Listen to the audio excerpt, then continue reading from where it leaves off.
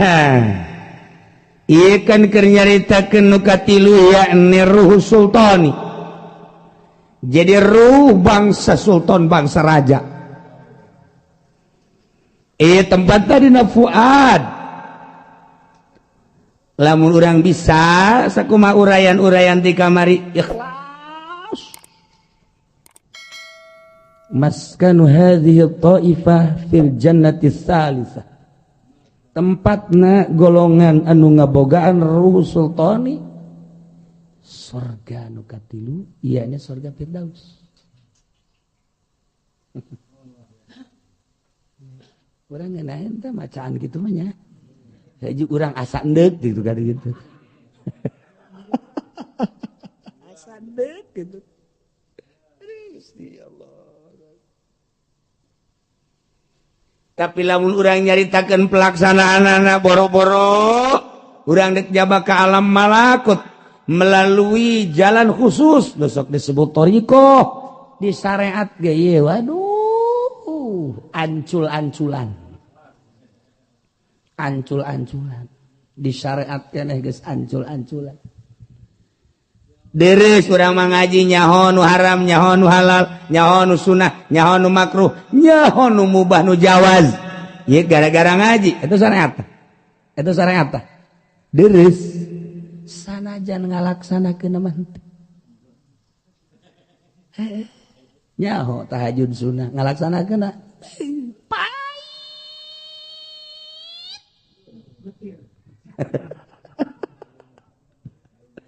Jaho riba teh haram, kredit haram, bunga bank haram, tapi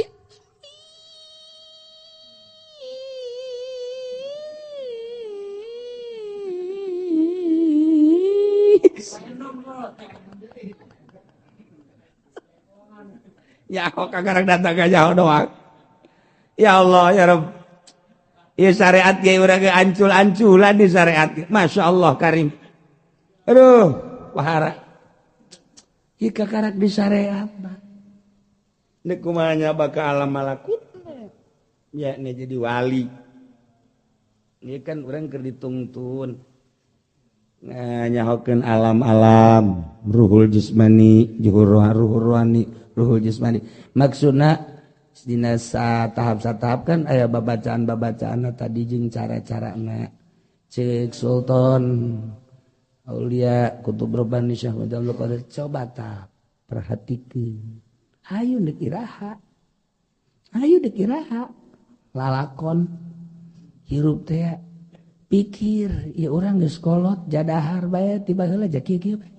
Sagala rupa diinum nyaho halal nyaho haram geus teu nyaho jasa kieu bae. Pakaian nu kumaha ge jak kamari BHS geus sabaraha puluh meureun. Tamer geus sabaraha puluh. Masyaallah karim. Tamer teh maksudna mah tuh jada geus kos kitu geus ngomong teh lah. Atuh geus kos kitu lah.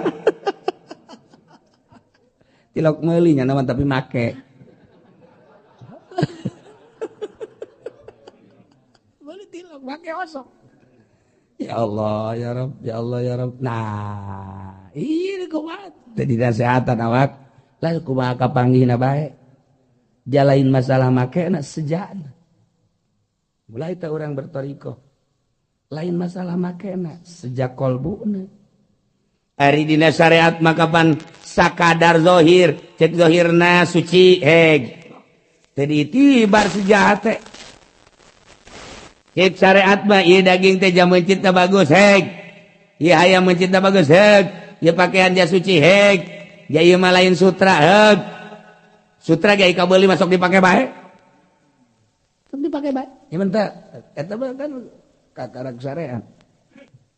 Mulai sejak kajerona teu hayang make nu mamana ge kumaha harapna.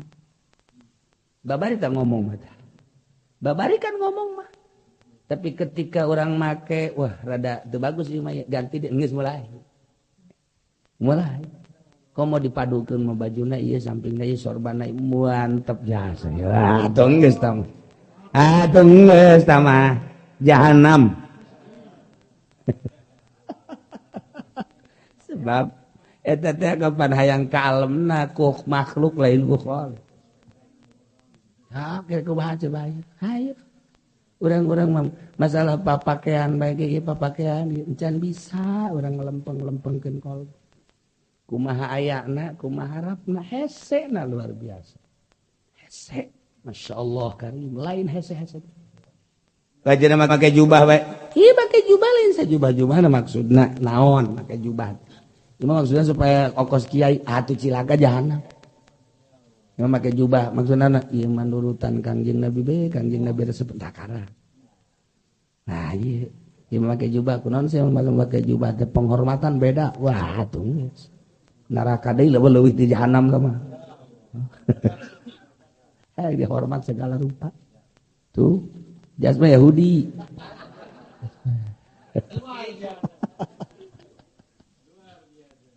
Ini apa bener supaya lempeng saja. Eta kakarak urang nyaritakeun torekat jurang daya 7. Ada jurang hawa baik wah.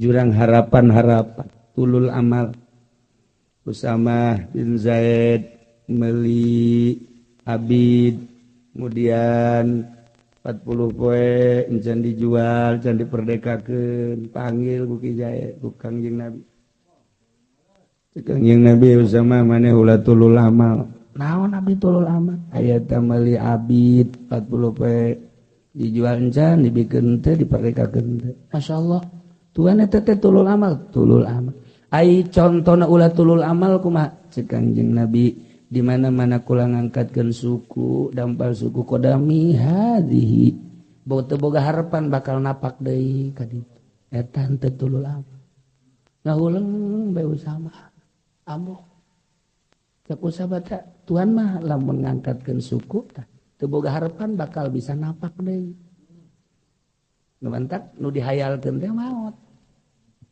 nu dihayalkeun teh maot sok gerage hayalkeun ba aing bapa ulah jem hareup isuk bae geus hebat beuh aing mun isuk paeh kumaha urang kan lain kitu ieu nya kotok endoganana 15 deh lamun haju kabeh megar jadi 15 jadi jago kabeh kan hijina 50.000 kali 15 berarti seperti duit eta. Nu bener ya. Aya satu percaya beheran.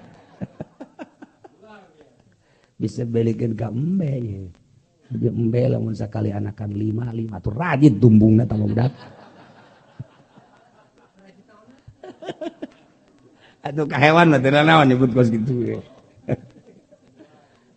Cerita dua-dua wah tereh loba bisa beli sapi waduh lamun haju terus beli sapi anakan setahun dua buru-buru 2 hiji wah geus pohara jas bisa beli kareta kan gitu wah tulul amal ngaranna tulul amal teh kos kitu teh angel ka sorgana ka sorga ge aya harapan dong angel mendak Kangjeng Nabi mah mundek sare ulah aya bae kadaharan nu nyesa besi maot disuka urang mah di kulkas jang isuk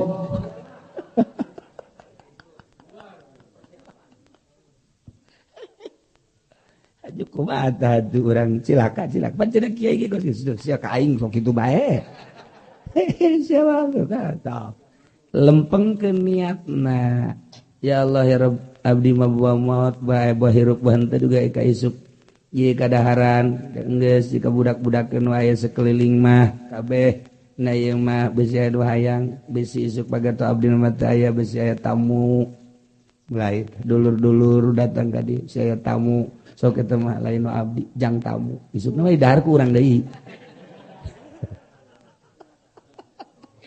ngan eta papasrahan kitu mah kan teu meunang bobodohan nalagan Allah maha uning teu bisa urang nyodako-nyodakokeun lantaran loba nu ngalarang pamajikan lah sekeliling lah dan lain sebagainya atuh urang we salametkeun ya Allah ya Rabb abdi mah geus teu boh hirup henteu nyangakeun sadaya-daya ya babes we aya isukan anu paminggu ngaji aja teu puasa.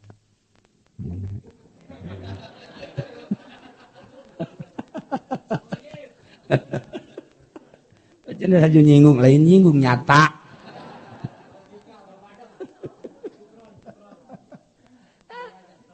Eta kan pasti urang nama. Asal nyatakeun mun eta mubikeun. Eta doang sakitu nyatakeun mun eta mubikeun. Lamun kenyataan eta mun teu dibikeun, cek malaikat bohong sia. Eta kakarek cek malaikat ku cek Allah. Cap dira. Praktek dah eta hate urang. Badak tetep luhur sarajan loba. Asal bisa lempeng ke.